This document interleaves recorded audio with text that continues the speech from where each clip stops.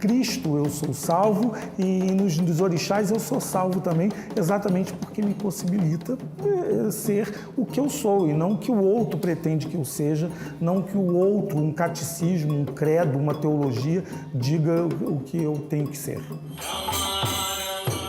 Mas o principal que a gente deve buscar nas religiões é a essência da mensagem, do contato com Deus, o porquê daquele ensinamento está sendo ventilado ali, né? E essa essência nos dois processos é a mesma. O que eu vou pedir a Ogum? O que eu vou pedir a Santo Antônio?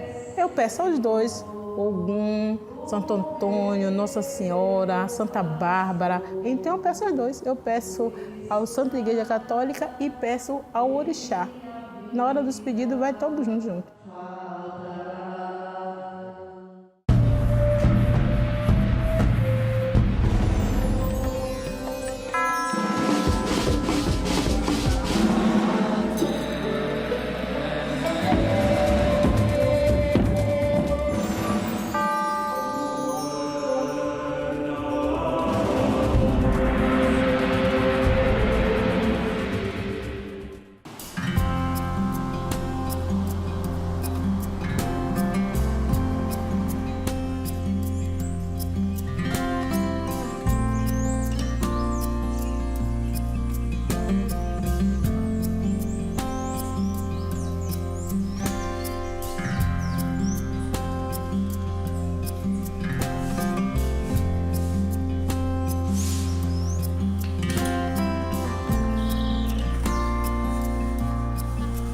Meu nome é João Valença, eu sou pastor da Igreja Reformada Ecumênica, sou pastor há 19 anos e sou Iaô num candomblé há 5 anos.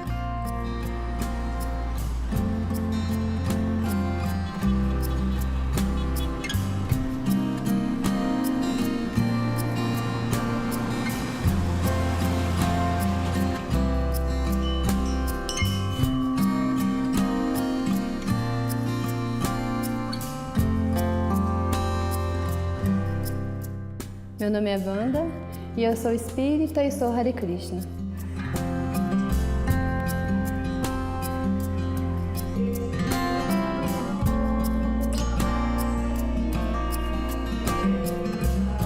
Meu nome é Angélica Ribeiro da Silva e eu pertenço à religião católica e à religião do candomblé.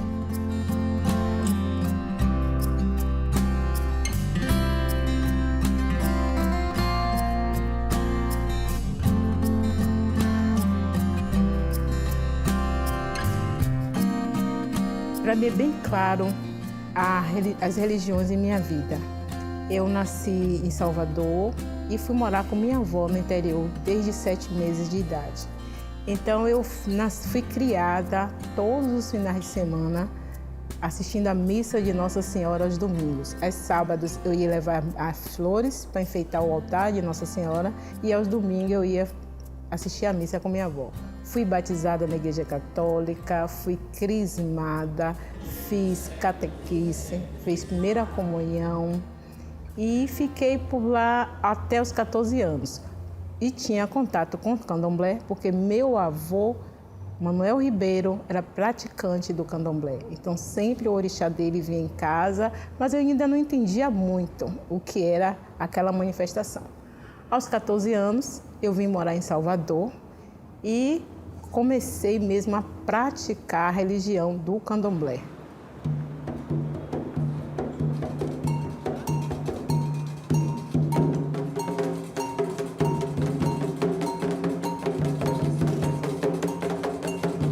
Meu pai era católico e minha mãe luterana, então a possibilidade da diversidade religiosa sempre foi presente na minha família. Um pouco depois, quando eu comecei a ter mais acesso na internet, eu comecei a pesquisar um pouco mais sobre o que antes eu chamava de hinduísmo, depois eu fui descobrir que são várias religiões. E nessa pesquisa minha eu entrei em contato um pouco com os conhecimentos do Bhagavad Gita, né, os semideuses, esse conhecimento e essa cultura que a Índia traz. e isso me levou posteriormente a buscar o movimento Hare Krishna. O primeiro contato que eu tive com o espiritismo foi um pouco nesse período em que eu estava nessa busca, esse contato pela internet. Eu tive contato com o livro Nosso Lar e eu vi algumas coisas, alguns depoimentos sobre Chico Xavier, sobre Pinga Fogo. E o meu marido, atualmente a gente começou a relacionar na faculdade, ele é praticante do espiritismo desde pequeno, bem ativo, participava do movimento jovem. Então, a gente aprofundando o relacionamento, eu interessei para conhecer um pouco mais esse processo dele. Já que a gente ia partilhar uma vida, era interessante eu conhecer esse universo religioso que ele trazia junto de si. Na minha adolescência, eu fui me aproximando de grupos evangélicos e me integrei a uma igreja evangélica. E por conta disso, eu resolvi fazer o seminário para ser pastor.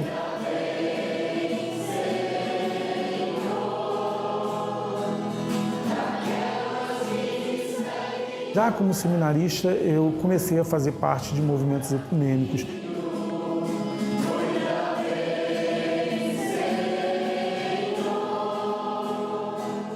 Esse universo ficou muito atrativo para mim. Eu falei, eu quero conhecer mais. Eu comecei a namorar os terreiros, né? Pesquisando essas práticas.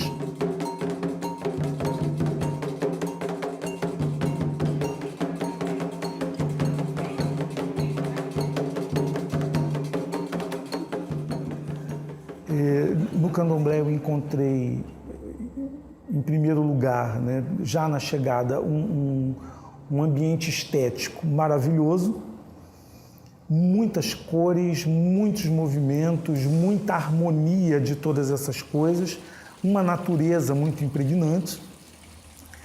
Mas encontrei famílias, encontrei crianças, encontrei pessoas sérias, comprometidas, mergulhadas na sua fé.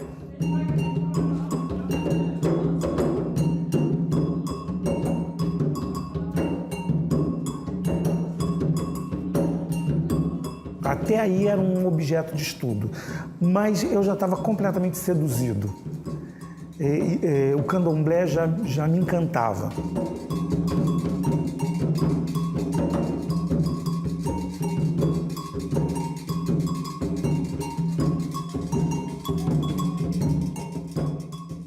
Depois de 16 anos estudando o candomblé, ou me dando essa desculpa de que essa relação era uma relação de estudo e de pesquisa, eu resolvi ter uma experiência real com aquilo que eu acreditava.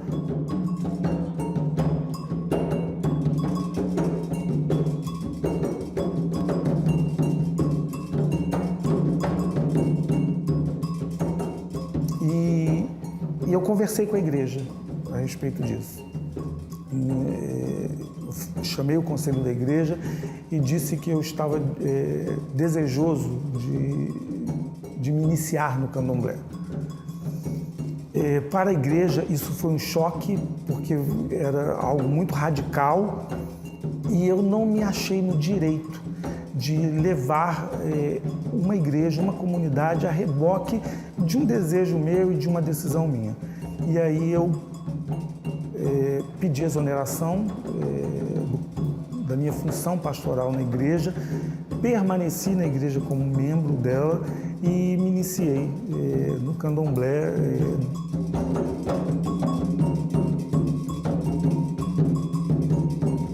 E nesse período que eu fiquei como membro da igreja, eu fui convidado por uma outra igreja, uma igreja irmã chamada Igreja Reformada Ecumênica, para fazer um sermão em um culto de aniversário dela.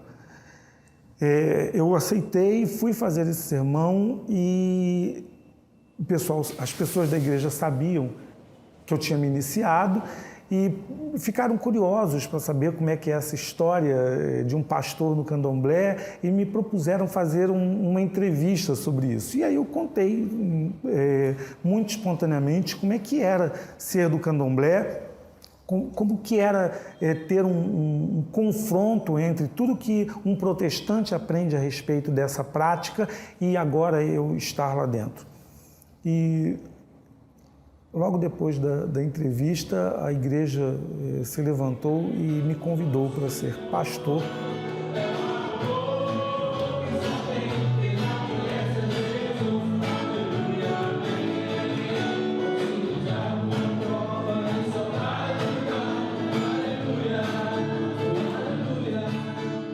E depois de um ano, eu me tornei pastor dessa comunidade que me abraça e que já tem uma prática ecumênica. Ela não se tornou ecumênica porque eu cheguei, mas ela abraçou a minha expressão de fé, abraçou essa minha espiritualidade e a gente vive essa harmonia bacana, essa forma bonita de expressar a fé e que a gente não pretende, em hipótese alguma, colocar como uma forma verdadeira, mas é a forma que essa comunidade encontrou e que vive muito bem e que experimenta muito bem a fé de cada um e uma fé comunitária.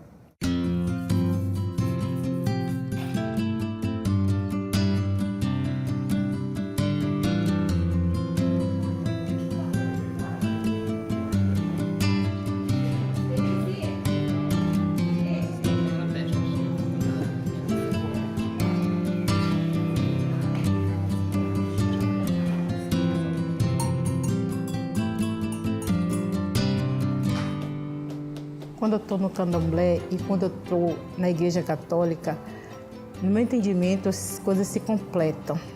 Quando eu vou para a minha igreja católica, que eu sempre vou, eu peço lá forças para que os orixás me ajudem, porque é Deus que dá força ao orixá.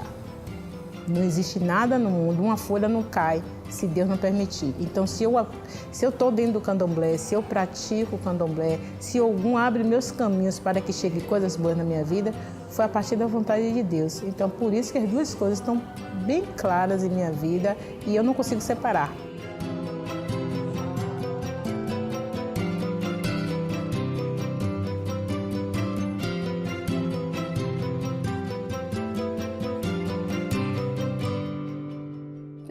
Atualmente eu me identifico com as duas, né? Com os dois processos religiosos. Eu evito pensar que eu estou mais identificada com um ou com outro processo, porque eu sei que há questões de momento. Eventualmente o templo está tendo mais atividades, ali um processo mais intenso. Então eu me sinto mais envolvida ali, mas tem os momentos também que as atividades espíritas pedem um pouco mais da minha participação, mas como para mim os dois processos eles se complementam, então não é como se eu tivesse fora assim, de um processo espiritual, é parte da minha rotina.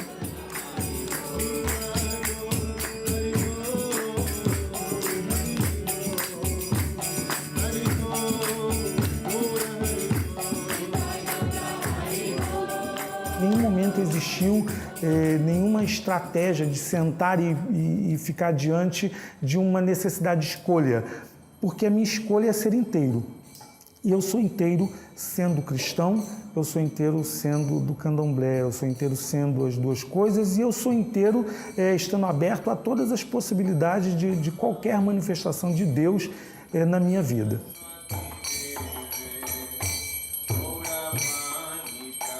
Mas a minha visão em relação a Deus é que Ele é um só. Eu vejo Deus como algo além, que recebe vários nomes, inclusive o nome de Krishna, né? Como eu carinhosamente gosto de chamar, direcionar. Eu sinto uma aproximação íntima quando eu penso em Deus como Krishna, mas eu sei que o mesmo Deus que eu leio no Livro dos Espíritos, o mesmo Deus que eu escuto nas religiões, ou o mesmo Deus que eu escuto dos meus pacientes quando eles estão felizes, quando eles estão sofrendo, eu sei que é a mesma pessoa, o mesmo ser maior ali que está abençoando a todos.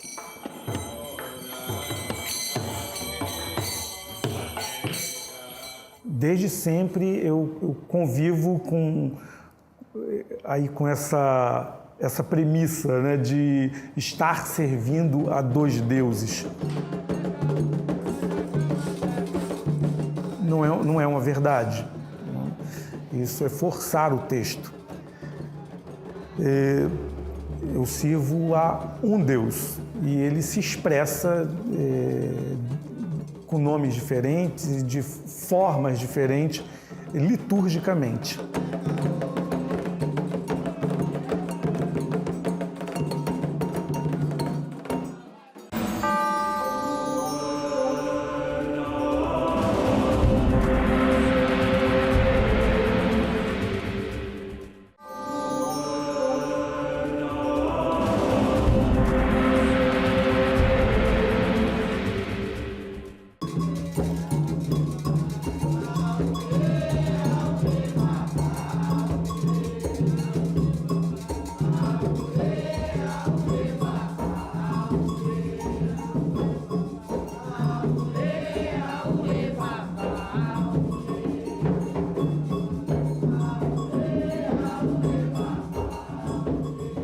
A minha prática religiosa é uma prática na vida. Embora eu expresse duas religiões diferentes, a religião não é um elemento, não é o elemento mais forte da minha vida.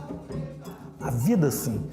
Me relacionar, sim. Ter encontros com o meu próximo é a minha referência de viver.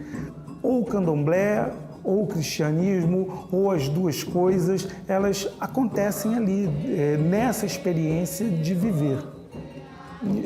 Eu não premedito, com exceção dos cultos, né? Mas eu, na vida, não premedito a quem eu vou orar, ou rezar, ou conversar. Eu converso com o Deus da vida, e ora ele se expressa para mim com o nome de Jesus, ora ele se expressa para mim com o nome de Oxóssi, ou de Xangô, de Oxaguian, enfim. Existe uma harmonia primeiro dentro de mim.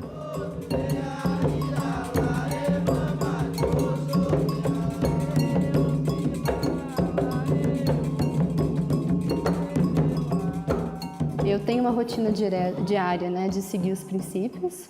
No Movimento Hare Krishna nós temos 4 princípios, que é a questão de não se intoxicar, não comer carne, peixe e ovos, não praticar sexo ilícito, não praticar jogos de azar. Esses princípios, desde que eu conheci o Movimento Hare Krishna, já fui interiorizando em mim. Então, além desses princípios, tem o cantar de voltas de japa, que eu pratico diariamente. Eu tenho minha japa mala, né, que é o cordão de japas, que todo dia de manhã eu canto, nos intervalos, momentos que eu preciso meditar. E como uma prática religiosa mesmo, para me conectar com Deus diariamente, eu canto a japa mala. E tenho uma rotina também de leitura dos livros. Leio sempre um verso do Bhagavad Gita, para poder refletir nesse tema. Semanalmente eu vou no templo para participar do Arati, também, que é a cerimônia de adoração para as deidades, que é um processo importante. Então, essas são minhas práticas da corrente Vaishnava, da corrente Hare Krishna. E do ponto de vista espírita, eu tenho um grupo de teatro, que a gente fala que é a evangelização a partir da arte. E eu faço também em casa o culto no lar, que é uma prática também espírita, que a gente busca sentar, faz uma oração, reúne em família para manter esse sentimento constante ali de relação com Deus, com a espiritualidade, né? E, eventualmente, eu assisto palestras, faço leitura dos livros espíritas também, que é uma grande diversidade também, para poder me manter conectada com esse processo, que é importante. Transformando a nossa terra, vivos e te pregai, livre espírita, vamos divulgar, livre espírita, vamos consolar. Minha prática religiosa no dia a dia. O que é que eu peço ao Molu? O que é que eu peço a São Lázaro? Que são os dois que cuidam, que eu faria um pedido sobre saúde. Eu peço aos dois.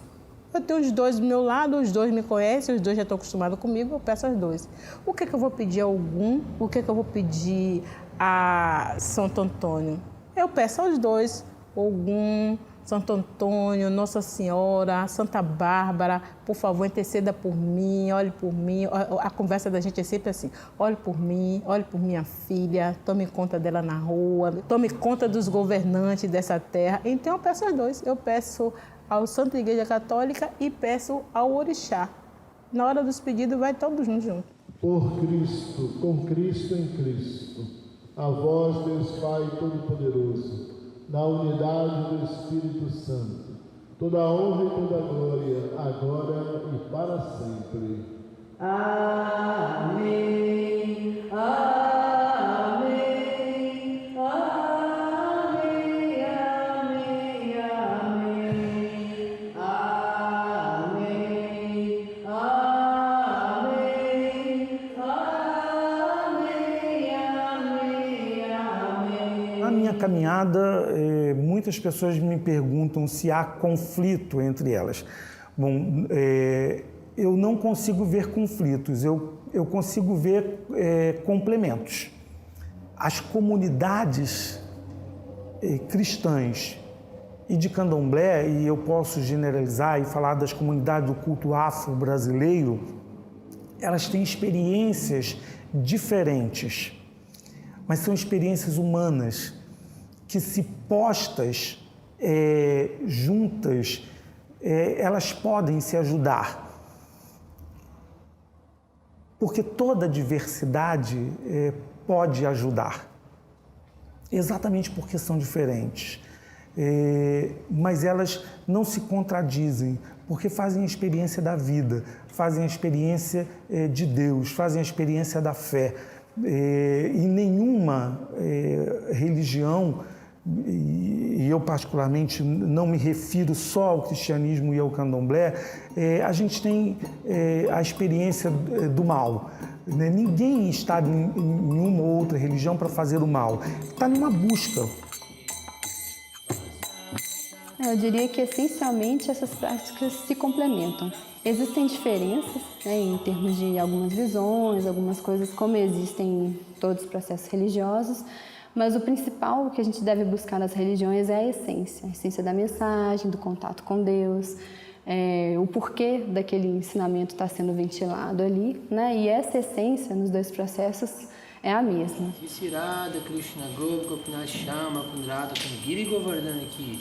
Sempre tem o lado contrário, né? Que às vezes não aceita, que critica, que tem aquele sorrisinho, tá no candomblé, mas hoje vai para missa, né? Se vou para missa, levando a Nossa Senhora. Quando chegar aqui da missa, eu vou trazer o abraço da missa para você. A gente vai administrando as coisas quando elas ocorrem, quando elas acontecem. Não tem como você já ficar armada nem preparada para o preconceito do outro. Eu tenho que ver a minha vida, a minha religião. Se isso me faz bem, eu não me importo muito com a opinião do outro.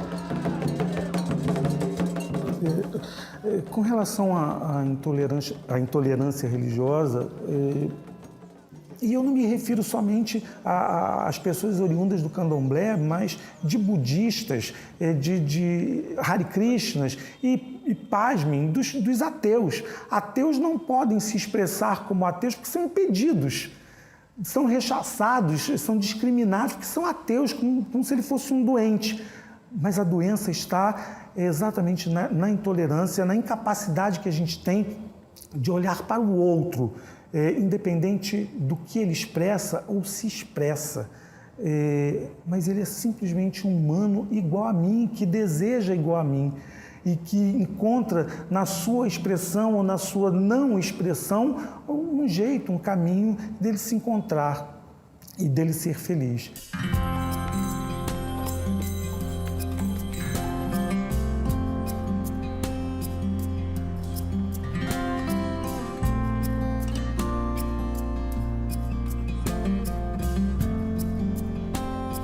Então, a intolerância, para mim, é esse tumor que dói na sociedade da gente e que por trás tem esse câncer do poder que corrói, que corrompe e que desvia o humano, que desvia os líderes religiosos desse sentido que deveria ser a religião, que é de fazer a gente ser abraçado, a gente ser uma humanidade melhor, a gente ser uma sociedade que cresce, de uma sociedade que se ajuda mutuamente, de uma sociedade que se promove como cidadão, com ética, com verdade, com liberdade, etc.